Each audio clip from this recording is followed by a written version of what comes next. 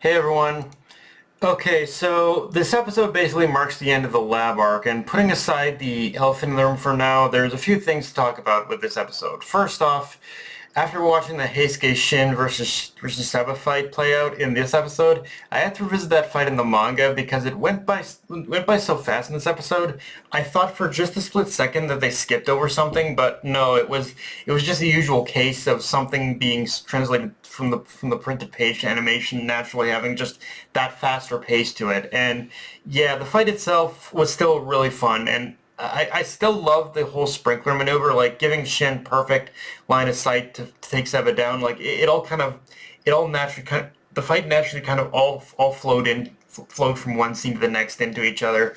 And in fact, I think it kind of flowed even better here than in the manga sometimes.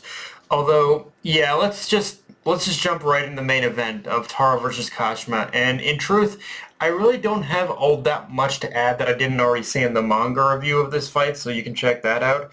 But it's truly just Taro full-on aura farming on Kashima, with him proving that being a literal human weapon can't compensate for natural skill. Although the more important part, I guess, to talk about with Kashima's character in this episode is his backstory and the circumstances by which he met Slur/X. And yeah, while nothing Slur or Kashima have done is justified, I can still kind of sympathize with Kashima's plight in a way because there is a little bit of hypocrisy that, as he said, killing criminals earned him nothing but scorn in his life. But let's be honest with ourselves, probably any time something like that came from the mouthpiece at the JA, from a mouthpiece at the JAA, I'm sure society lapped it all up. So there is a discrepancy here in terms of what society deems ethical, but that doesn't justify what Slur or Kashima are doing either.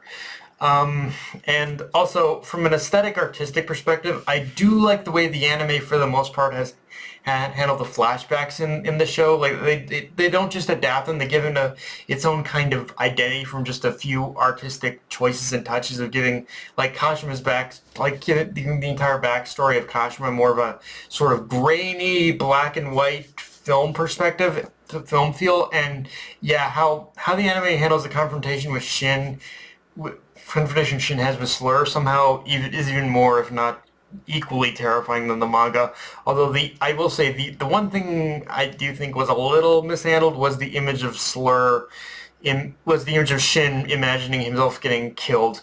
That part could have been a little bit better, but I kind of forget it because it still captures the genuinely terrifying aura of Slur himself. Now, in saying all that, yeah, let's talk about the elephant in the room, which is the fact that, as I mentioned in the beginning of this episode, it it basically wraps up the lab arc, and since the anime is avoiding adapting a lot of these supposed filler chapters in the manga, I'm probably gonna need to go back to ramping up on reviewing the manga starting next week, since I'm imagining they're gonna jump right into chapter 34 where we meet Lu Wu Tang. He's an interesting character, to say the least. So I'm probably going to have to do a little bit of catch-up just so I don't end up in that just so I don't end up in that situation of unintentionally catching up before I review a chapter scenario. On a completely different note, though, and I said this in my manga review of Chapter 31, I like how the series handled the reunion between Shin and Asakura, as nothing really needed to be said, and Asakura got to see for himself just how much Shin has grown, not only in regards to his powers, but also as a person as well. It's just showing us that Shin has become a more well-rounded person than the one that left, compared to the one that left the lab. So it's given, in that sense, it gives kind of Asakura peace that Shin has found his own happiness now.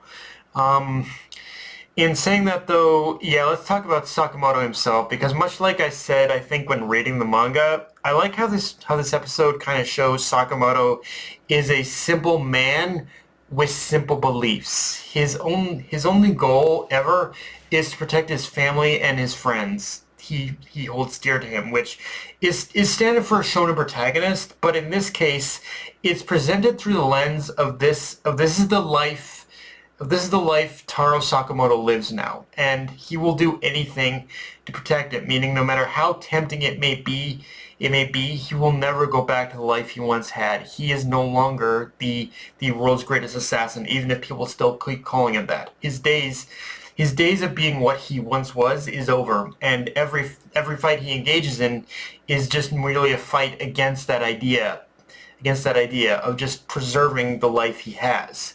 Though that in itself kind of also raises a question, which is that in with this episode confirming that Slur X is someone Sakamoto knows personally, just how much longer can he truly hold on to that ideal before the bubble invariably pops? Just how long can Taro Sakamoto continue to live this life without being forced to reckon with the past? That's kind of the big question I think that needs answering right now.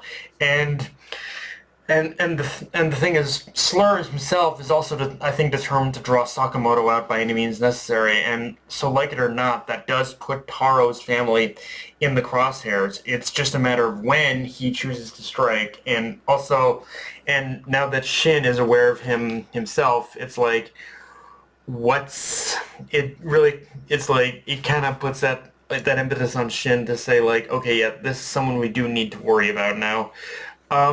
But yeah, guys, that's pretty much all I got for this review. If you enjoyed the video, like, comment, subscribe. Follow me on Blue Sky, Analyst Crunchyroll. Be sure to notification bell, hit the subscribe button, and just share the video around, guys. Dark Knight of Anime, signing off. Later, everyone.